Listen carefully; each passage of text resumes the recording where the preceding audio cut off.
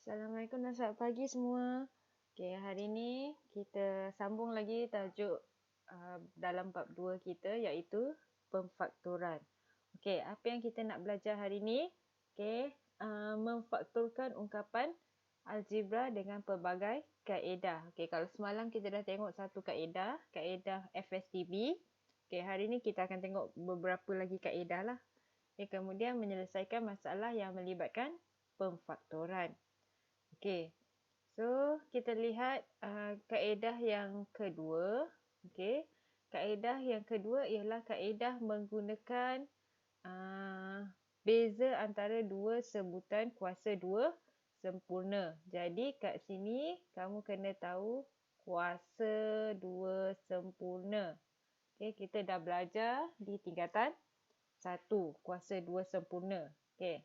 Jadi kamu kena tahulah apa nombor-nombor kuasa dua sempurna. Okey, dia kata menggunakan beza antara dua sebutan. Maksudnya ada beza, maksudnya ada operasi tolak. Okey, kita lihat contoh yang pertama.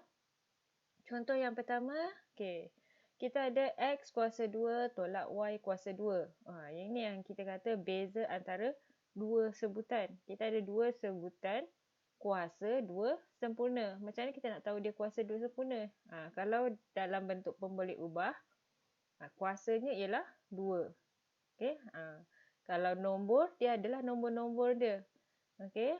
Kalau pemboleh ubah, memang dia akan tulis 2 kat sini. So, ini adalah kuasa 2 sempurna. Okay? Dan dia bezalah tolak. Okay, so kita lihat macam mana kita nak selesaikan ni. Okay, macam mana daripada ungkapan algebra ini boleh ada kurungan. Okay, boleh ada kurungan. Kan pemfaktoran ialah songsangan daripada kembangan kan. So, kembangan ada kurungan kan dekat jawapan dia, dekat soalan dia. So, dia nak ada kurungan tu. Macam mana kita nak dapat? Kalau sebelum ni, kita boleh guna faktor sepunya kan. Okay, faktor sepunya kita bahagikan, buat pembahagian berulang, cari FSTB dia. Dekat sini tak boleh sebab sini X, sini Y. Jadi kamu tak boleh bahagikan dia.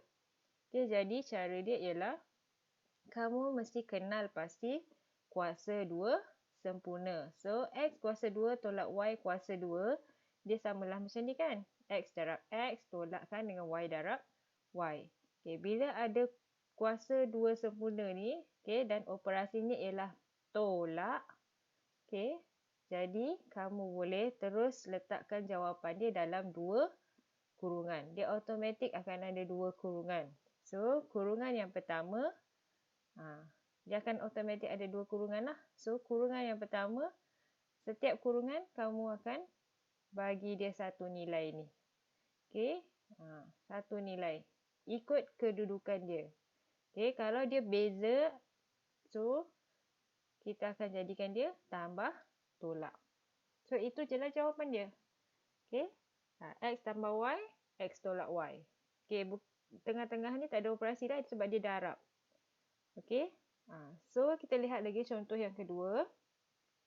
Katakan saya ada, ini 4M kuasa 2 tolak 9N kuasa 2. So, yang ini, okay, yang ini, dia ada nombor di depan dia. Okay, kalau kamu nak buat faktor sepunya, 4 dengan 9 tak ada kaitan, tak boleh dibahagikan. M dengan N pun tak boleh dibahagikan, jadi tak boleh guna FSTB. So, kamu lihat, adakah dia nombor kuasa 2 sempurna? Setelah inilah kamu kena kenal pasti apa tu nombor kuasa 2 sempurna. Macam mana nak tahu kuasa 2 sempurna? Okey, yang ni. 1 darab 1, jawapannya 1 kan. 2 darab 2, jawapannya 4. Okey, 3 darab 3. Okey, 3 darab 3 ialah 9. So, kuasa 2 sempurna ni ialah hasil kuasa 2 suatu nombor. Okey, hasil kuasa 2 satu nombor ni. Okey, so antara nombor dia 1, 4, 9, apa lagi? 16, 25 dan seterusnya lah. So, dekat sini kamu boleh tahu, okey, nak selesaikan dia, 4M kuasa 2 tolak 9N kuasa 2. So, sebenarnya dia datang daripada 2M. Okey, tolakkan dengan 3N.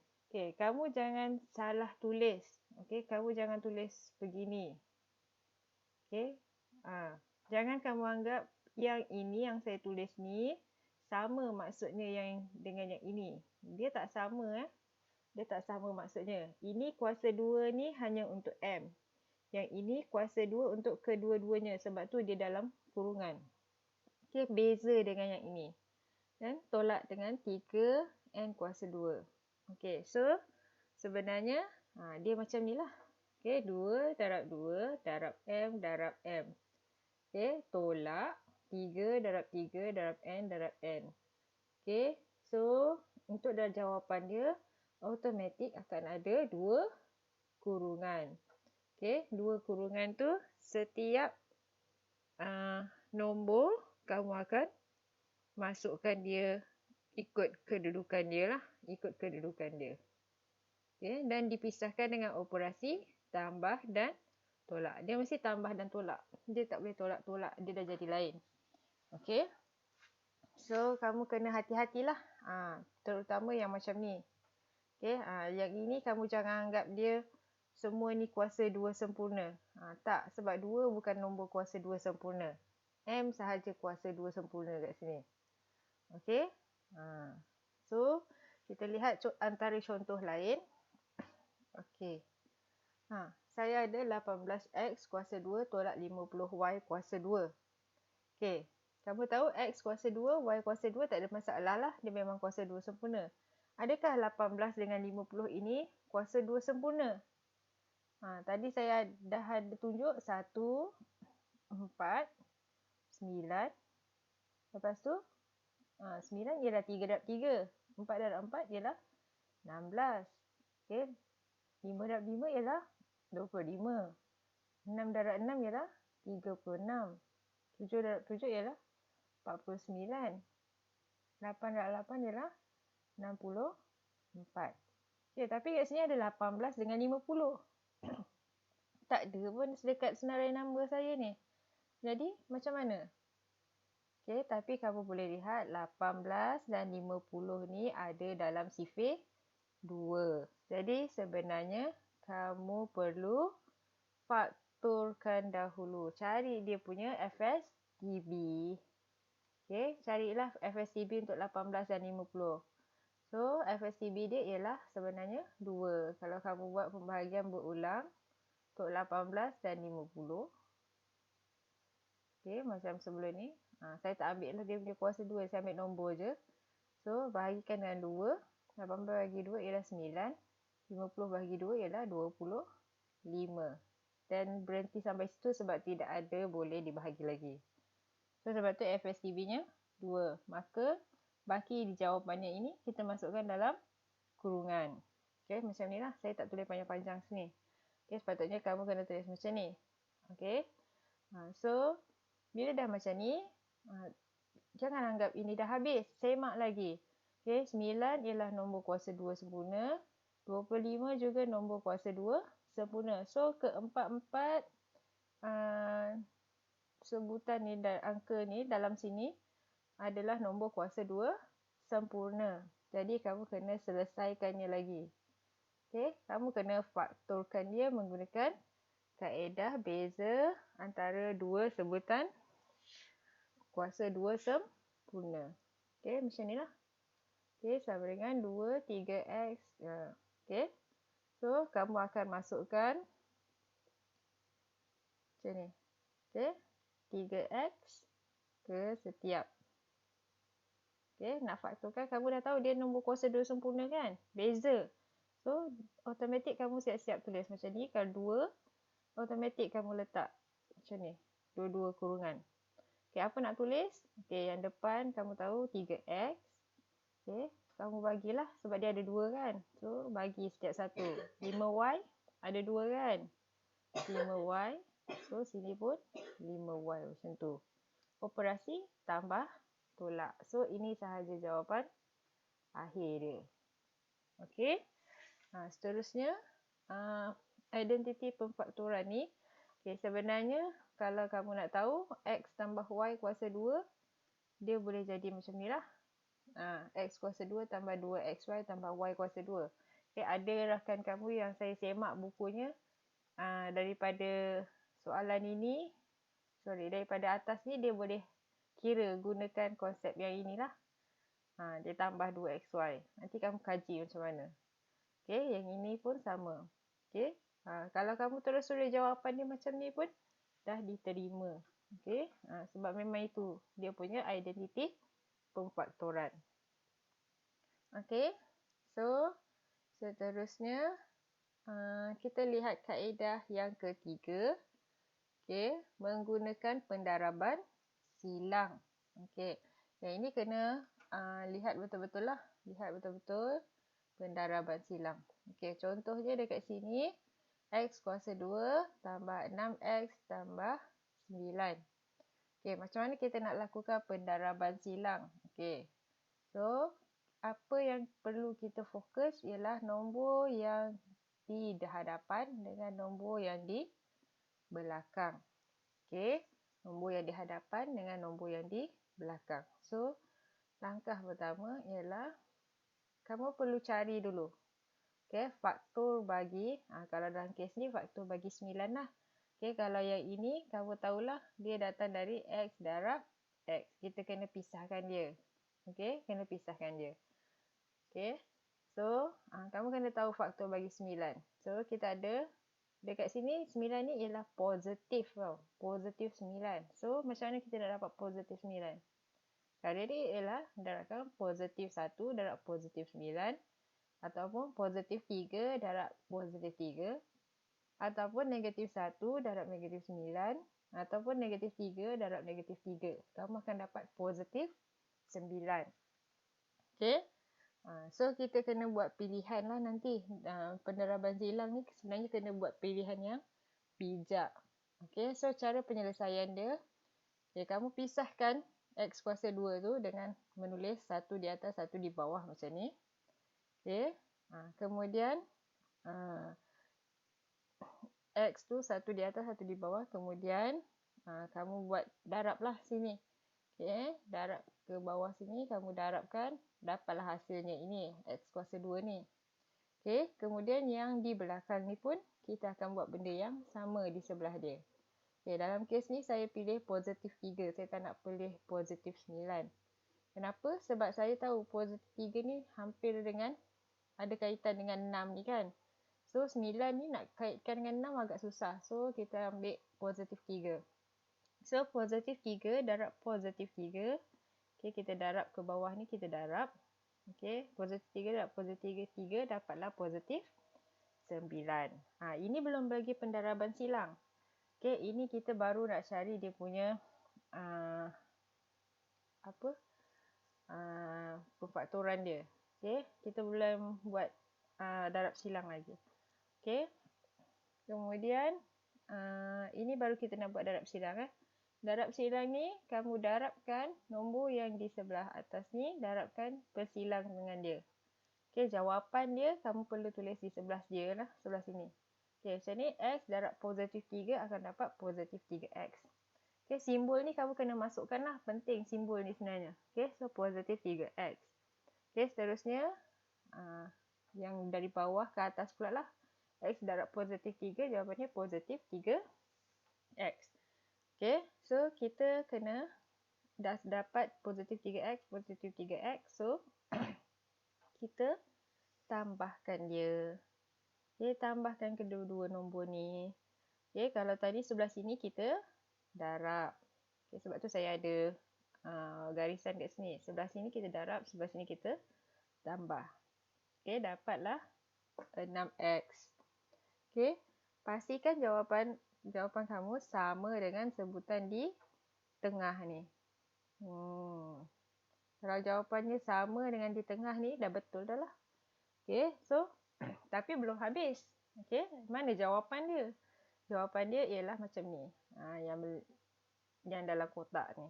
Okay, x tambah 3, bawah x tambah 3. So, maka x kuasa 2 tambah 6x tambah 9 ialah hasil daripada x tambah 3 darabkan dengan x tambah 3.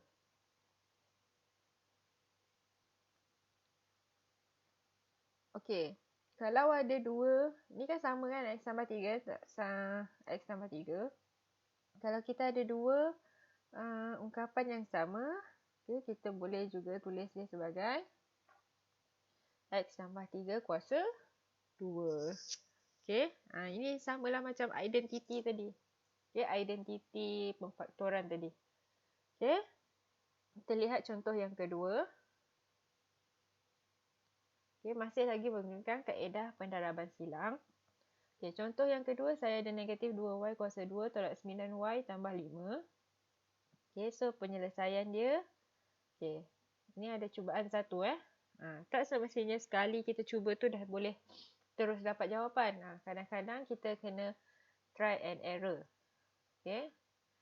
Kemudian, so kita macam biasa cari faktor yang di tengah, yang di belakang. Okay, cari yang di belakang dan yang di depan. Okay, kalau kat sini positif, okay, positif 5. So, dia boleh jadi positif 1 darab positif 5 atau negatif 1 darab negatif 5. Okay, so kita kena bijaklah pilih yang mana satu untuk dapat sekali cubaan. Okay, kita lihat yang kedua. Yang ini. Negatif 2y. So, dekat sini dia nak negatif 2y kuasa 2. So, kamu boleh letak positif y darab negatif 2y pun dapat negatif 2y kuasa 2. Okay, negatif y darab positif 2y akan dapat negatif 2y kuasa 2 juga. So, kita kena pandai pilih lah. Pandai pilih untuk selesaikan dia. Okay, macam biasa, yang di depan tu kita pisahkan. Okay, dalam kes ni, dalam cubaan pertama, saya ambil negatif y ni yang bawah ni. Okay, negatif y darabkan dengan positif 2y. So, saya akan dapat negatif 2y kuasa 2. Okay, yang sebelah kanannya, okay, positif 5. Okay, saya ambil yang positif kan. So, positif 5, saya darabkan dengan positif 1. Saya akan dapat positif 5. Okay, dah sudah. Kita akan buat pendaraban silang. Okay. Saya darabkan positif 2y darab dengan positif 5, saya akan dapat positif 10y. Kemudian negatif y darabkan dengan positif 1, saya akan dapat negatif y. Okay. Jadi apa perlu saya buat? Saya kena tambahkan kedua-duanya. Positif 10y tambah negatif y. So saya akan dapat positif 9y. Jadi jawapan dia tak sama dengan sebutan di tengah. Ini negatif 9y. Ini ialah positif 9y. Maka saya punya yang saya faktor ni, yang saya masukkan faktor ni, salah lah. Okay. So, kita kena buat cubaan yang kedua. Okay. So, benda yang sama sebenarnya kan. Ini.